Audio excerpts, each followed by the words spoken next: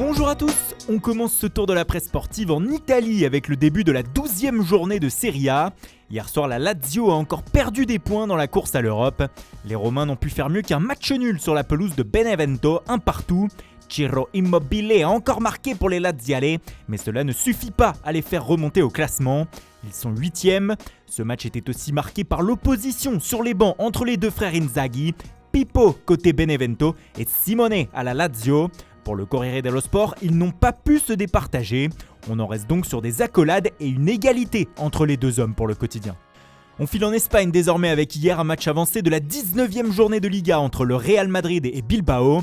Et résultat, une 4e victoire consécutive pour les merengues, 3-1.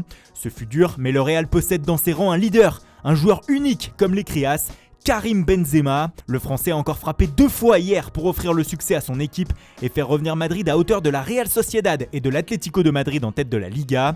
KB Noebe est totalement encensé ce matin par la presse ibérique. Pour Marca, Benzema était à la baguette.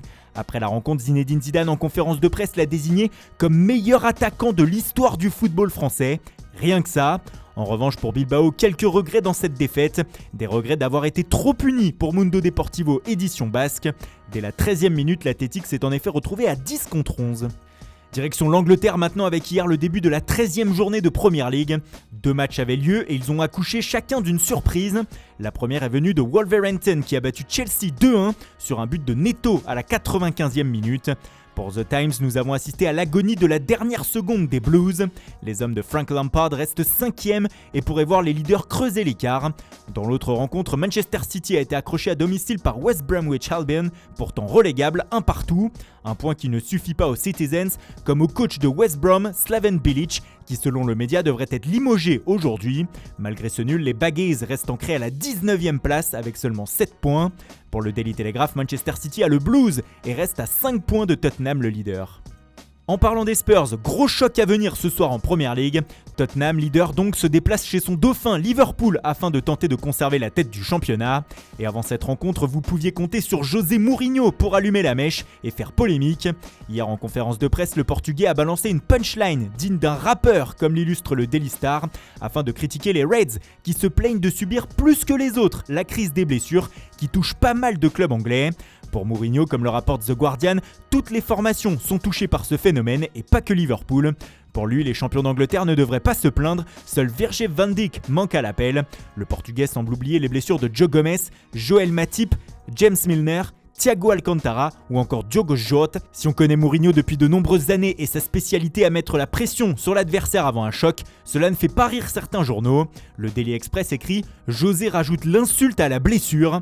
Désormais, c'est le terrain qui parlera ce soir. L'actualité des coachs, c'est aussi la valse sur les bancs lorsqu'un entraîneur est limogé. C'est ce qui est arrivé à Lucien Favre dimanche, démis de ses fonctions de technicien du Borussia Dortmund. Ce matin, Sport Bild revient sur les coulisses du départ du Suisse. Mais le média informe aussi que le nom de son successeur la saison prochaine serait déjà trouvé au BVB.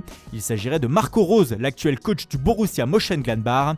Cependant, si Dortmund veut s'attacher ses services, le journal allemand écrit qu'il faudra débourser au minimum 5 millions d'euros pour convaincre Gladbach de le lâcher.